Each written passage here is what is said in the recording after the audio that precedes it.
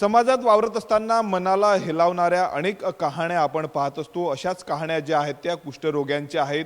कुष्ठरोग झाला म्हणून परिवार जो आहे तो अनेकांना नाकारत असतो आणि मग याच कुष्ठरोग्यांना आश्रय जो आहे तो अमरावतीच्या तपोवन संस्थेमध्ये दिला जातो। गेल्या अनेक वर्षापासून सेवाभावी वृत्तीने ही तपोवन संस्था काम करते आणि या तपोवन संस्थेमध्ये जर आपण पाहिलं तर 400 पेक्षा अधिक कुष्ठरोगी आहेत। या ठिकाणी त्यांच्यावर उपचार केले जातात आणि सोबतच त्यांचं पुनर्वसन केलं जातं। त्यांच्या जेवणाची संपूर्ण व्यवस्था याच तपोवनमध्ये केली जाते। आपण सध्या तपोवनमधील भोजन ज्या ठिकाणी बनतं त्या भागामध्ये आणि या ठिकाणी आपण बघू शकतो ज्या पद्धतीनं आखाती देशांमध्ये युद्ध सुरू आहे आणि या युद्धाचा परिणाम या तपोवन संस्थेला बसलेला आहे। आपण बघू शकतो या ठिकाणी स्वयंपाक गृहामध्ये ज्या शेगड्या आहेत त्या आता या ठिकाणी बंद पडलेल्या आहे, कारण सिलेंडर मिळत नाही। दररोज जवळपास 4 ते 5 सिलेंडर या ठिकाणी लागतात। 400 पेक्षा अधिक लोकांचं जेवण या ठिकाणी केलं जातं। दृश्यांमध्ये आपण बघू शकतो ही पोळ्या बनवणारी मशीन आहेत। इलेक्ट्रिक आणि गॅसच्या माध्यमातून या ठिकाणी पोळ्या बनवल्या जातात। गॅसच्या आसेवर जे आहे ते या ठिकाणी पोळ्या शेकल्या जातात, परंतु आता सिलेंडरच नाही, त्यामुळे पोळ्या कशा बनवायचा असा प्रश्न जो आहे तो या तपोवनमधल्या लोकांना पडलेला आहे। त्यामुळे जर आपण पाहतो या ठिकाणी चूल पेटवण्याची वेळ या ठिकाणी आलेली आहे। आपण बघू शकतो या ठिकाणी संपूर्ण या ठिकाणी काम करणाऱ्या लोकांनी जे आहे ते लाकडं गोळा केलेले आहे आणि लाकडं गोळा करून या ठिकाणी चूल पेटवलेली आहे। दररोज जर आपण पाहिलं तर यांच्या जेवणामध्ये वरण भात भाजी पोळी संपूर्ण जेवणाचे पदार्थ वेगवेगळे दिले जातात, परंतु आत्ता गॅस नाही आहेत, शेगडीवर गॅस शेकता येत नाही, त्यामुळं चूल या ठिकाणी पेटवलेल्या संपूर्ण आपण बघू शकतो या तपोवन आश्रमातले हे संपूर्ण लोक आहेत। त्यांनी आवाहन केलेलं आहे की समोर यावं प्रशासनाने आणि सिलेंडरचा पुरवठा केला पाहिजे। आपण बघतो अशा पद्धतीनं चूल पेटवत आहेत। चूल जर पेटवत असताना या महिलांना त्रास देखील होतो, कुष्ठरोग्यांना। आपल्यासोबत या ठिकाणचे अध्यक्ष आहेत, त्यांच्याशी आपण बोलणार आहोत। सर, बिकट परिस्थिती सध्या या ठिकाणी आपल्याला पाहायला मिळते। युद्धाचा फटका जो आहे तो बसलेला आहे, चूल पेटवण्याची वेळ आलेली आहे, काय सांगणार? आमची विनंती अशी आहे शासनाला, जिल्हाधिकारी आणि पुरवठा अधिकाऱ्यांना आम्ही निवेदन खरं म्हणजे दिलं आहे। संकट सगळ्यांसाठीच आहे, पण इथे थोड्या वेगळ्या संवेदना शरीराच्या नसलेल्या या सगळ्या मावल्यांना चुलीवर काम करताना त्याचा अपघात होण्याची शक्यता नाकारता येत नाही आणि ती गोष्ट समोर ठेवून आमची मागणी अशी आहे की आम्हाला आठवड्याला ज्या 11-12 सिलेंडर लागतात, गॅस सिलेंडर लागतात, ते किमान आपण एक 5-6 जरी सिलेंडर आम्हाला दर आठवड्याला देऊ शकलात तरी चुलीवरच्या ज्या पोळ्या करण्याची पद्धत हे आहे ती बंद करून आम्ही आमच्या मशीनवर त्या पोळ्या आम्ही करू शकू आणि भाजी हवं तर आम्ही आमच्या लाकडांवर करता येईल, कारण अंत्यसंस्कारासाठीच खरं म्हणजे हे सगळं लाकडं आम्ही जमा करत असतो। आता त्यातही परिणाम असा झाला की ते लाकडं आम्हाला इथे आता स्वयंपाकासाठी नाईलाज असतो वापरावं लागतात आणि 450 लोकांच्या 2 वेळच्या जेवणाचा चहा नाश्ता याचा सगळा जर भुर्दंड पाहिला तर तो भार ताण जास्त पडतो आहे आमच्यावर। आणि म्हणून आमची विनंती अशी राहील की अशा सामाजिक संस्था ज्या काय कुठल्या काम करतात त्यांना शासनाने विशेष सवलतीने गॅस सिलेंडर हे दिलं पाहिजे आणि ते जर देऊ शकले तर मानवतावादाचं हे काम जे डॉक्टर शिवाजीराव पटवर्धन यांनी सुरू केलं, आमच्या दाजीसाहेबांनी सुरू केलं आणि 80 वर्ष झालेल्या विदर्भ महारोगी सेवा मंडळाला मध्ये असलेल्या एकूण 650 पैकी 450 लोकांच्या रोजच्या जेवणाची जी व्यवस्था आहे आम्हाला ती सुकर करता येईल, व्यवस्थित करता येईल।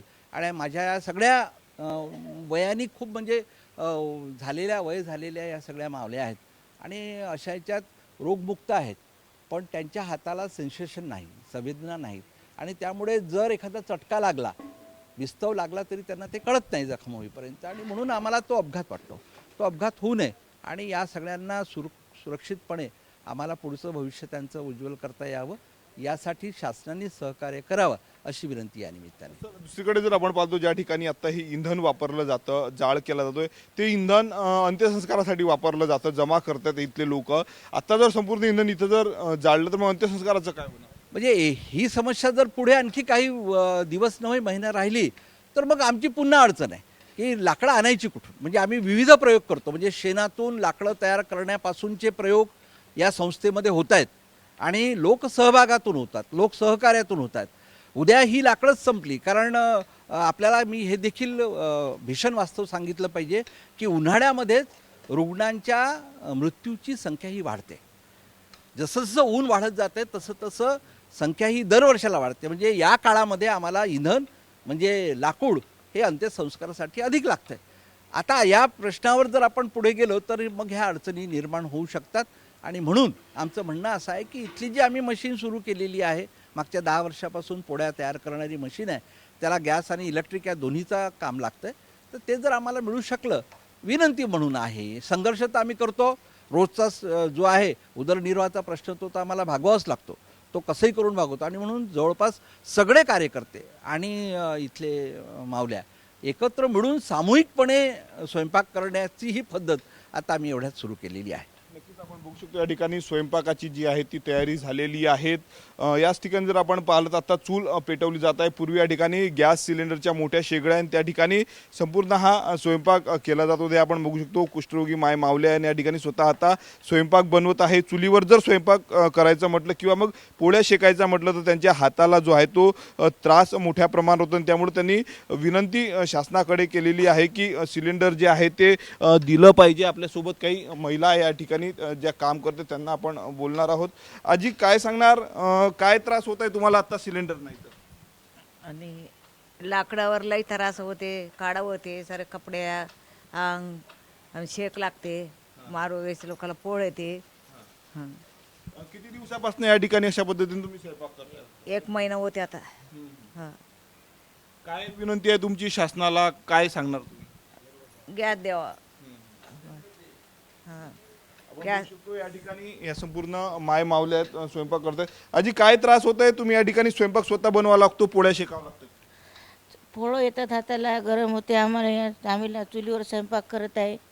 1 महिना झाला आमच्या इथं गॅस नाही आहे. आम्हाला खूप त्रास होतो. आमच्या इथं खूप गॅस नाही 1 महिन्यापासून. तर हाताला फोडं येतात, आमच्या जखमा होत येतात. नक्कीच आपण बघू शकतो कुष्ठरोगांच्या हाताला जे आहे ते अनेकदा जखमा होत असतात आणि अशाही परिस्थितीमध्ये जर आपण पाहिलं तर त्यांना या ठिकाणी स्वयंपाक करावा लागतो. आणि त्याचं कारण आहे सिलेंडर नसल्यामुळं जर आपण बघू शकतो या ठिकाणी हे बघा अशा पद्धतीनं जे आहे त्या जखमा झालेल्या असे हात आहे. आणि अशा पद्धतीत त्यांना या ठिकाणी पोळ्या ज्या आहेत त्या शेकाव्या लागतात, अनेक अडचणींना सामोरं जावं लागतात. आणि त्यामुळं जे आहे ते सिलेंडर जे आहे ते उपलब्ध करून दिलं पाहिजे अशी मागणी या ठिकाणी काम करणाऱ्या महिलांनी केलेली आहे आणि सोबतच अध्यक्षांनी देखील केलेली आहे. कॅमेरामॅन निकेत दहातोंडेसह मी स्वप्नील उमाप, TV9 मराठी, अमरावती.